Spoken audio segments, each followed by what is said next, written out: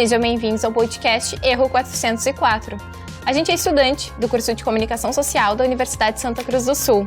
A gente que vai falar sobre bugs, tilts e acertos da comunicação na era digital. Eu sou a Júlia, estudante de jornalismo. Eu sou o Zé, estudante de publicidade e propaganda. Eu sou Raíssa, estudante de jornalismo. E o nosso tema de hoje é a apropriação cultural na comunicação. A apropriação cultural é um tema muito debatido dentro e fora das redes sociais. Mas e aí, o que é a apropriação cultural?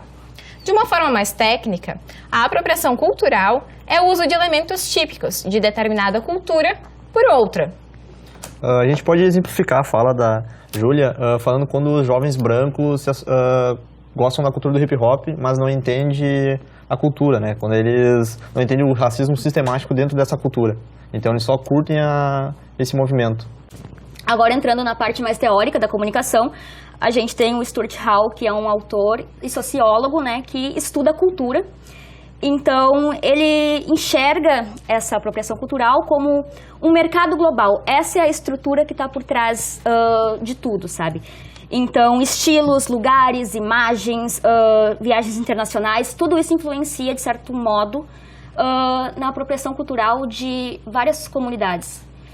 E eu acho que isso vai entrar bastante mais lá pra frente ainda no nosso debate. Isso. A gente vai ouvindo e vai pensando nas coisas. Por exemplo, o Elvis Presley, um cara que toca música criada por negros, com ritmo de negros, com movimento de negros, dança de negros, até alguns estilos de roupa, mas ele é branco, pelo simples fato de brancos venderem mais. Um antecedente dele é o Chuck Berry, outro gênio do rock, mas que não tem tanto conhecimento como o Elvis. Tanto que o Elvis é o rei do rock, mas esse gênero não é dele. A gente pode dizer que a apropriação cultural é um problema do sistema, né? Porque a apropriação cultural, o sistema usa a apropriação cultural para ganhar dinheiro, mas ele exclui e invisibiliza quem produz, né? A gente pode usar o caso no primeiro filme falado, que foi estrelado pelo Al Johnson, o cantor de jazz, que eles usaram um ator branco para interpretar um negro. Então fizeram a primeira vez o blackface, onde eles pintaram todo um rosto de um ator branco de preto. Eles, para fazer os lábios carnudos dos negros, eles pintaram toda a cara em cima da boca, no caso assim, de branco, insinuando os lábios negros, mas não tinham nada a ver, era muito ridículo isso. Para conseguir vender, porque eles achavam que eles gostavam da cultura negra, mas acreditavam que eles não venderiam, que teriam que como eu posso dizer, branquear a cultura para conseguir vender ela. A apropriação cultural, ela vem desse sistema, né, do Stuart Hall, de vender. Como a Djamila fala. A Djamila, ela tem uma fala onde ela sempre diz que a gente não deve responsabilizar os indivíduos por essa questão de apropriação, porque existe todo um sistema por trás dessas ações que está lucrando. Então, a apropriação cultural, ela é literalmente se apropriar de uma cultura e visar lucro. Então, chega um momento que a gente não pode simplesmente culpar um indivíduo, porque isso está muito ligado a coisas estruturais, como o Zé falou ali. E então... Um outro exemplo que a gente pode dar disso é quando... Hoje em dia está muito fácil ter acesso, né, às informações, porque tem redes sociais, tem os streamers. Mas antigamente, o meio que chegavam às pessoas eram as novelas da Globo, um pouco a Record e a SBT, mas o que prevalecia na grade brasileira eram as novelas da Globo. E quando a Globo fez O Caminho das Índias, a novela que deu muito sucesso na época, ele foi um sucesso. E onde a Globo já se apropriava um pouco da cultura, que não era deles, e fez chegar no Brasil, como eu posso dizer, as pessoas começaram através da novela a usar vestimentas daquela novela, roupas, músicas, eles estavam tudo se apropriando. Teve até Saber dançar, a abertura da novela era o auge. Se enrolar em lençol. Teve até um estudo num jornal norte-americano, The Washington Post, que eles falam como a novela naquela época no Brasil importava o jeito das pessoas conviver no Brasil. Qual era a influência delas no cotidiano brasileiro, né? E por muitos anos foi assim, até chegar essa era que a TV já não tem tanta força. Outro exemplo ali de apropriação cultural mesmo é do Halloween, que é da cultura celta. Isso, o Halloween, ele hoje se hoje perguntar para 90% das pessoas na rua de onde vem o Halloween, a maioria vai dizer que é uma cultura norte-americana, né? Quando que não, que é uma cultura que veio é uma festa de origem celta, onde eles comemoravam o fim do verão e o começo do novo ano lá, porque 1º de novembro é onde eles se iniciam um novo ano no calendário celta. E é uma das festas mais antigas da sociedade, porque ela tem mais de 3.000 anos. Então, e essa festa só foi para os Estados Unidos com a ida dos irlandeses para lá povoar os Estados Unidos. E essa festa eles faziam porque eles acreditavam que nessa época os mortos voltassem à vida e pegariam corpos de pessoas vivas, né? Então eles se vestiam de pessoas mortas para estar camuflados, assim dizer. E hoje virou um marco da indústria, o que vende é... Outro cuidado é que a gente tem para não responsabilizar somente as pessoas, né? Quando se fala dessa apropriação, isso. Tem uma questão, que, tipo, muitas pessoas, elas não entendem esse debate. É uma coisa, tipo, que, por exemplo, na época de Caminho das Índias, todo mundo ouvia as músicas, todo mundo, não sei o quê, as roupas, os acessórios e tudo mais. Mas a gente não pode culpar essas pessoas porque, tipo, elas não tinham tanto acesso à informação na época como tem hoje. Então, é uma questão muito de... É uma questão difícil, né? Porque até onde vai a apropriação e até onde vai a apreciação. Cultural, sabe?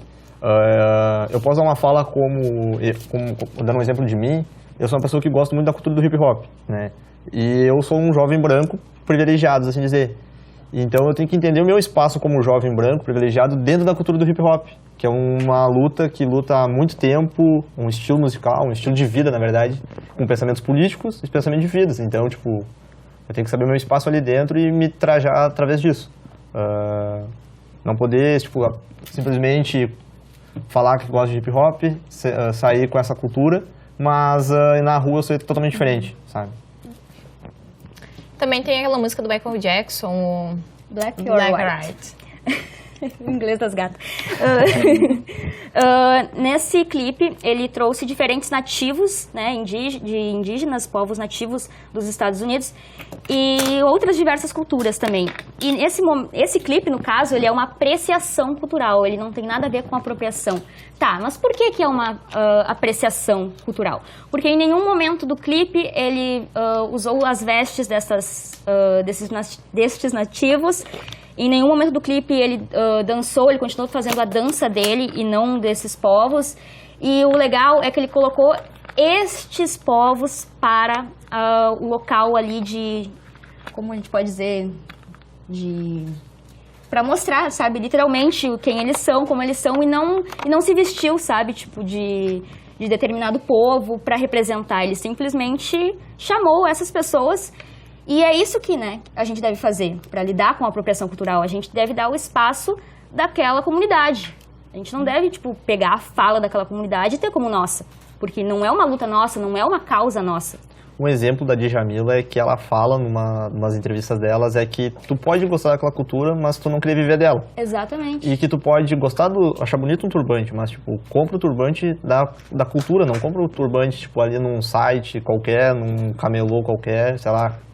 Entende o que é aquele turbante para depois tu ter ele, para quando ela lhe dá um exemplo que ela tem flechas de uma tribo indígena que ela visitou, que ela comprou diretamente deles, e se a pessoa for lá perguntar, ela vai saber explicar, sabe? É uma apreciação que ela tem. Outra tipo de apreciação que a gente pode dar é o carnaval no Brasil. Eles usam um festival, né, que é o carnaval, para fazer uma apreciação diversas vezes na sua ala ou na sua categoria ali de um tema. Às vezes eles pegam o exemplo, posso usar que uma vez eles usaram o Lampião, que é um personagem brasileiro, né? E eles estudaram, fizeram todo um enredo, fizeram toda uma música, usaram toda uma vestimenta de acordo com aquilo, fizeram uma apreciação. Eles não simplesmente só usaram ele como para ganhar dinheiro, sabe? Ainda voltando para essa questão da indústria da moda, eu acho que, tipo, de apropriação cultural, a indústria da moda, assim, é cheia. Por exemplo, vou comprar um turbante, como tu deu, por exemplo. Tipo, Daí eu tô comprando literalmente de alguém que entende do assunto, por exemplo, se é uma estilista que é daquela cultura, tudo bem. Mas se é outro que só se apropriou de alguma comunidade, daí não tem um... Pagar dinheiro. Só rende lucro. E não saber o sentido de usar aquilo. A Djamila também fala muito sobre as tranças. Não saber o sentido de usar a trança. Por que as pessoas usam tranças? Por que elas usam dreads? Por que isso é feito? Então isso é bem perigoso, assim, essa apropriação mesmo de uma coisa que não é da tua cultura. E o funk no Brasil, o samba, os nossos povos. Quer falar Eu ainda sobre? tinha uma questão ainda sobre a indústria da moda ainda. Pode Tu tem voltar. mais uma? Tenho mais uma. Puxei ele. Estilista. Estilista, Milão né? te manga. espera, vai. A Vogue, né? Ela sempre tem o baile anual, tipo que é no Carnaval, né? Que é lá em Copacabana, sei lá, não sei. É no Rio de Janeiro. Só vai artistas Baile e tal. da Vogue. Baile da Vogue, o clássico. Bailinho. E teve um ano em que foi o tema foi cultura africana. Só que a gente sabe que, tipo, a maior parte da indústria da moda são mulheres brancas. Então, tinha mulheres brancas com turbantes, com elementos da cultura africana e tudo mais, como se aquilo fosse super normal elas usarem, sabe? Sem sentido algum, assim. Um evento próximo, parecido, foi no São Paulo Fashion Week, onde o Emicida já fez ao contrário. Ele fez um evento de moda, trazendo uma linha de roupa dele, totalmente com eu não sei agora se dizer se é africano, mas ele trouxe pessoas negras, né? Não trouxe aquele padrão de beleza, trouxe pessoas acima do peso, trouxe pessoas magras, trouxe pessoas com vitiligo, trouxe uma série de pessoas e trouxe, tipo, mostrando como que é ter uma apreciação cultural, sabe? Ele não é africano, ele tem nascentes africanos. Mas então ele trouxe totalmente mostrando como se faz um estilo de A Rihanna tem muito disso também nas linhas desfile. dela de maquiagem, lingerie. Ela traz esse público, sabe? Tipo, uma visão Diverso, né? diverso, é. A Ariana Grande também, agora com a linha de maquiagem dela. Essa coisa da linha de maquiagem, ela é muito criticada, porque ela geralmente não pega todas as cores e uma linha... Os tons, né? Todos os tons de pele. E toda uma linha que tem isso, ela ganha tipo um grande espaço, uma grande visibilidade e respeito também. E eu acho que assim tem que ser. A gente pode usar, a gente pode comprar, adquirir, sei lá, mas tem que ter esse respeito, esse contexto também sobre isso. Tirar as músicas? Isso, eu tava falando das músicas. O que tu pensou aí? Eu pensei que a gente poderia, sei lá, o samba foi muito criminalizado. O samba, o pagode, o próprio hip hop, funk, foi muito criminalizado no Brasil, né? Uma boa parte. Até onde a indústria conseguiu ver que aquilo daria dinheiro. E hoje o funk é um dos estilos musicais que mais dá dinheiro no Brasil. Junto com esses outros que eu falei. E ali eles começaram a vender, mostrar que dá pra vender isso. Só que jeito eles venderam? Sempre deixando branco, no caso, sabe? Eles pensavam, é legal esse estilo musical aí, mas com essas pessoas não vai vender. O Cartola foi um dos maiores gênios da música. Ele, em vida, nunca vendeu, sabe? Quem vendeu foi as regravações das músicas deles, gravadas por outros artistas, muitas vezes branco, e teve um acesso muito maior do que ele. Então, tipo, é uma amostra que como a mídia faz pra manipular esse sistema, sabe? O funk também, a diferença entre São Paulo e Rio de Janeiro. Também o funk foi ele foi criar um estilo musical brasileiro, bem brasileiro até. E ele ele foi criado no Brasil.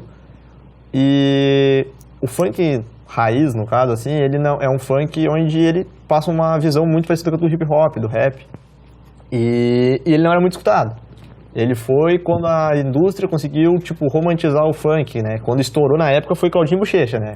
Tipo, quem não se lembra disso aí? Tipo, estourou. Mas eles mudaram. Não era a pegada que eles seguiam no funk, sabe? E tantas que as músicas mais bem escritas deles, assim, com uma pegada mais... trazendo a cultura mesmo, não tem tanto sucesso contra essas músicas feitas pra vender. A gente tem uma série que é a Colin Black... Colin? Tu quer falar? Não. Colin Black...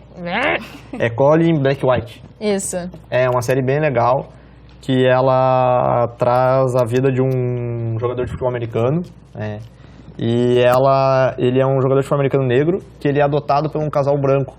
Então, ele traz um pouco de apropriação cultural ao contrário, sabe? Ele não consegue usar essa cultura. Ele tá dentro, ele quer usar as tranças, ele quer trazer seu estilo de vida que ele vê, da onde ele viria, no caso, porque ele sabe que ele é adotado.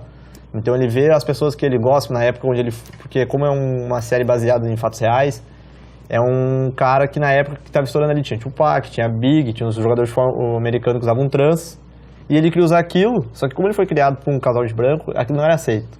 Eles, até na série eles chamaram ele de thug, que na época era pra ser tipo uns marginal. Não, tu não pode ter esse cabelo, tu é um thug, tu vai ser um thug, tu vai ser marginal. Ele não poderia usar um cabelo pra fora do boneco quando jogava, sabe? E ele mostra que o futebol americano é um esporte totalmente criado por negros.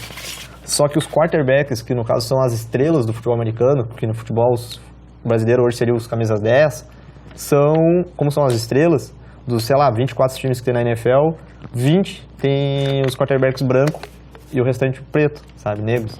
Então, mostra como a mídia faz que a tua estrela do... E eu me engasguei de novo. Que a estrela deles, eles gostaram do esporte que foi criado por negros, mas a estrela do esporte tem que ser um branco. Eles não conseguem vender um esporte com a estrela negra, sabe? E quando eles conseguem é porque passa por beleza, tu é negro, tu vai ser um cara que vai fazer sucesso no esporte, mas vai ter que passar por uma aceitação, sabe? Vai ter que ser um cara muito além. E tem caras muito bons que não fazem sucesso por causa disso. E o movimento dele também, quando deu o assassinato do George verdade, Floyd. né? Quando deu o movimento do George Floyd, ele fez, num hino nos Estados Unidos, ele não cantou, se prestou de joelho, fez o sinal com o punho cerrado, né? E ele foi muito criticado por isso. O Trump,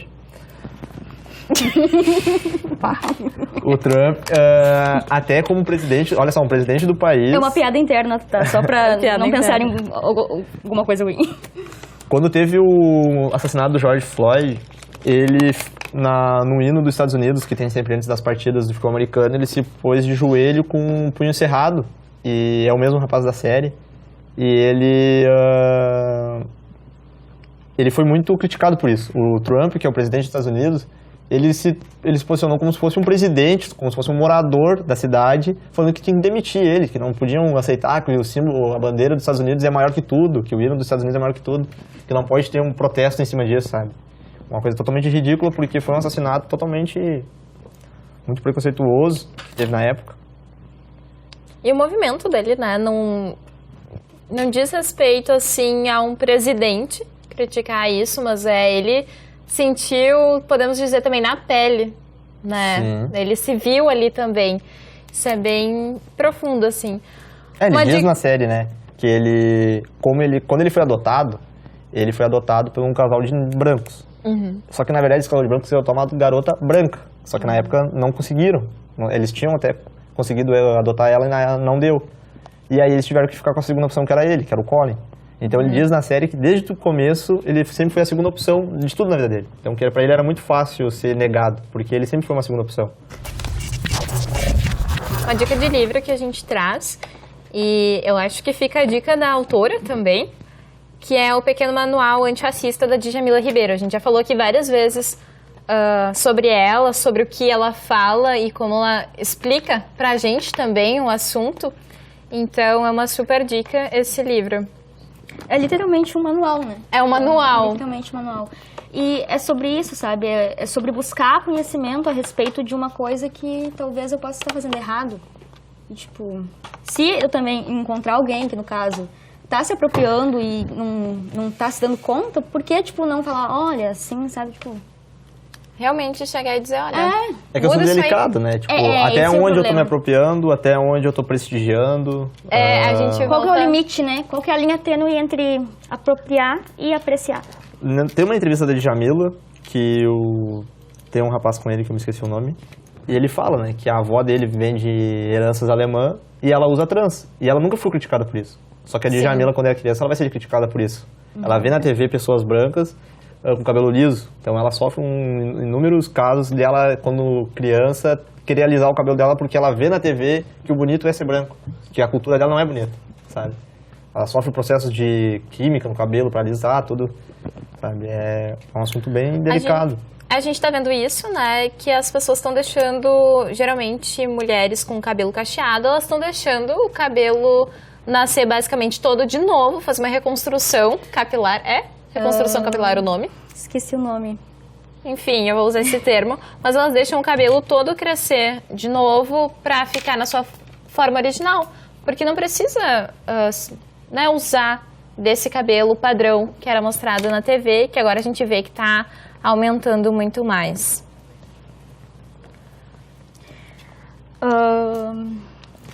A série. Não, eu tinha outra coisa pra falar, que agora me fugiu aqui. Tá, falando da série, o nosso colega, que é o Gabriel, ele não pôde estar aqui, mas ele contribuiu muito com a nossa pesquisa e também indicou uma série, que eu vou ler aqui o que ele me mandou. Um abraço, Gabriel, inclusive. Cadê? Cara, Gente Branca, do ano de 2017, mas eu acho que ela ainda tá... sendo gravada? Sendo gravada, não acho que ela... Como a gente fala? Ela tá atualmente ainda com novas temporadas. Então, ele pontuou aqui que no primeiro episódio destaca a questão de apropriação cultural. Em razão de alunos brancos da faculdade se pintarem de negros e se vestirem igual a personalidades famosas da comunidade negra. Então, isso foi um debate do primeiro episódio dessa série. E agora, ainda sobre essa questão de local de fala, né, que a gente fala. O local de fala que a gente fala. Pleonasmo. Então, se eu estou num ambiente que estão falando sobre algo relacionado à cultura negra e tem uma mulher negra, mas ao mesmo tempo eu também sei falar sobre esse conteúdo, fica quieta. Fica quieta e dá o teu espaço para ela, porque a vivência é dela, não é tua. Como eu tinha comentado antes, eu gosto de uma cultura que é totalmente negra, sabe? Só que eu, como um jovem branco, eu tenho que saber qual é o meu espaço ali dentro, meu espaço de fala ali dentro, sabe? Eu não posso, ficar achando que eu sou o rei. Mas tipo assim, por exemplo, no momento que não tem nenhum negro ali, tá só tu e tu entende do assunto, e tem alguém falando muita... Tem alguém falando muita merda. E daí... Não, daí acho que tu tem a responsabilidade de intervir e falar, não, cara, não é assim. Não é assim que a banda toca. Eu acho que a gente volta de novo naquela coisa de procurar aprender, né? Então, pessoal, eu acho que a gente fica de lição aprender, estudar e entender o teu lugar dentro da cultura. E da tua cultura e do outro também. Onde tu te posiciona? A gente falou muito da questão da cultura negra, né? Mas também tem a questão dos povos indígenas, que às vezes, é muito banalizado em festas tipo carnaval, festas da fantasia, pessoas vestidas de indígena, uma etnia não é fantasia, sabe? Um cocar não é só um monte de pena na cabeça, pra eles é um símbolo. Pode até usar nisso aí a cultura asiática, né? Que um kimono não é só um kimono, sabe? Não é... Tem vários fatores, de cada povo tem seu estilo, né? Uma questão que a gente... Entender o que aquilo ali significa pro povo, né? Não é uma coisa... Não, e em primeiro lugar, respeitar, né? Se aquilo não faz parte de ti, não... Nós não conversamos sobre uma coisa muito importante, que é religiosidade no Brasil. A gente tem muitas religiões de origem afro que tem o uso do turbante, né? A gente falou do turbante na moda, mas agora na religião. Foi como a Djamila falou também em uma entrevista, não, foi aquele debate, né, foi no CNN, que a questão é sobre realmente entender, né? Porque na religião, no caso, existe ali um significado, tem que usar o turbante, e no momento que tá na religião, tu tá estudando aquela religião, né? Porque essas religiões de matrizes africanas, elas têm todo um segmento, tem toda uma hierarquia, né, assim, a se seguir, e é uma cultura muito grande e bonita. E então, no momento que uma mulher branca entra para, por exemplo, Umbanda, e ela tem que fazer o uso do turbante, porque faz parte do segmento da religião, ela não está se apropriando, né, no sentido de ser levada a um ponto de, ela tá é crime, sabe? Não, no momento ali que ela entende que aquilo faz parte ali da religião, ela ser branca não vai influenciar em nada, porque essas religiões, elas dependem muito de estudo, de entender o que cada elemento significa, o que eles estão cantando ali, porque são, que a gente chama de, na religião, na Umbanda, de ponto, né? Não está cantando por cantar, tem um significado. A mesma coisa o turbante, a mesma coisa as oferendas que são dadas aos orixás. Então, tudo tem uma questão ali que no momento que tu entende, que tu compreende, que tu tem aquela tua fé, não tem nenhum problema algum ser branca e usar um turbante.